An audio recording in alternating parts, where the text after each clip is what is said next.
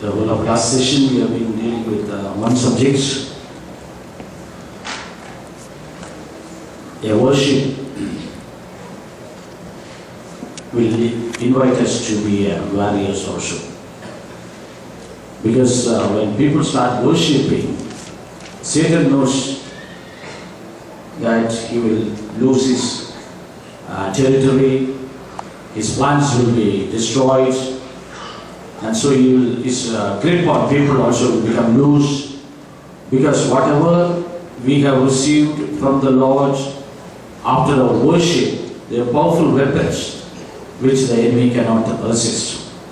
So all man-made techniques or plans or programs, Satan can wave off.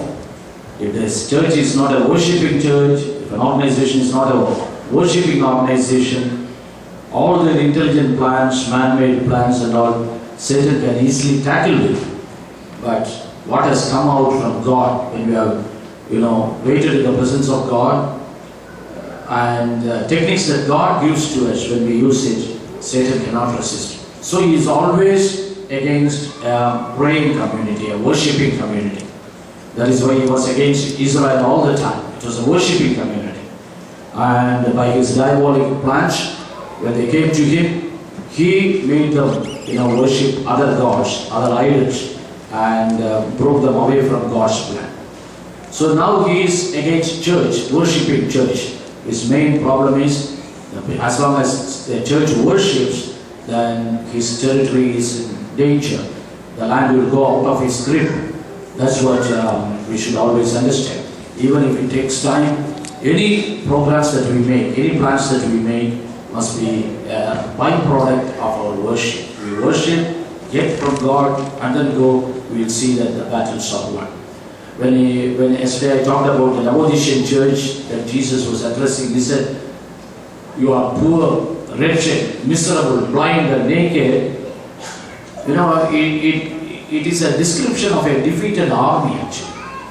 When an army is defeated in those days, what they used to do is the conquering king will parade all the defeated armies, and usually they are stripped off, and sometimes even their eyes are gouged out.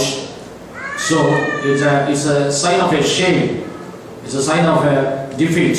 So when they are marched across the road, people will just laugh at them, mock at them, because they are blind, they are naked, they are miserable. So this is also in a way a military term. Jesus was telling, you think you have everything, you have money, you have riches, and you think you are well off, you don't lack anything, but you are poor, miserable.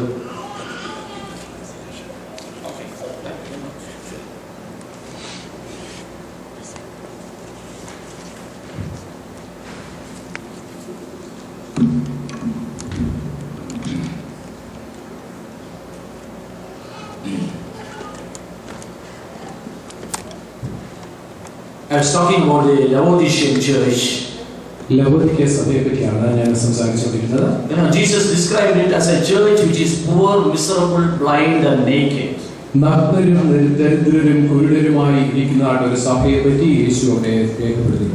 actually, in a way, in the context of what we have been discussing, it is a description of a defeated army actually. ഒരു തകർക്കപ്പെട്ടതായ തോൽവിയടഞ്ഞതായിട്ടുള്ള ഒരു പടക്കൂട്ടത്തെയാണ് ഇത് പ്രതിനിധാനം ചെയ്യുന്നത്. The victorious king will make the defeated king and his armies parade naked, and sometimes they gouge their eyes out, and so they will be objects of scorn or shame. വിജയാളിയായിട്ട് രാജാവ് തോറ്റതായിട്ടുള്ള പടക്കൂട്ടത്തെ നേരിടുന്നതായിട്ടുള്ള സമയത്ത് ചിലപ്പോൾ അവരുടെ കണ്ണുകൾ ചൂഴ്ന്നെടുക്കും, അല്ലെന്നുണ്ടെങ്കിൽ അവരെ നഗ്നരാക്കി നടത്തിക്കും, അവരെ ഒരു പരസ്യകോലമാക്കി തീർക്കും. That's what when Jesus was describing about the Laodicean church, he said, everything looks all right, you think, but for me you are a defeated army. You cannot win against Satan. You are all the time being defeated, but you look prosperous in your own eyes. And that's why I am sad. യേശു ലൗകിക സഭയെ കാണുന്നതായിട്ടുള്ള സമയത്ത് ഇങ്ങനെ തന്നെയാണ് പറയുന്നത്. നിങ്ങൾക്ക് തോന്നുന്നു നിങ്ങൾ സമ്പന്നരെന്ന്, നിങ്ങൾക്ക് ഒന്നിനും കുറവില്ല, മുട്ടില്ല എന്ന് നിങ്ങൾ വിചാരിക്കുന്നു. എങ്കിലും നിങ്ങൾ അറിയാതിരിക്കുന്ന ഒരു രഹസ്യമുണ്ട്. നിങ്ങൾ ജീവിതത്തിൽ അരിഷ്ടരും, നഗ്നരും, കുരുടരും അത്രേ. In the book of Revelation, actually when it begins, Jesus was asking John to write like this: you have been chosen as kings and priests.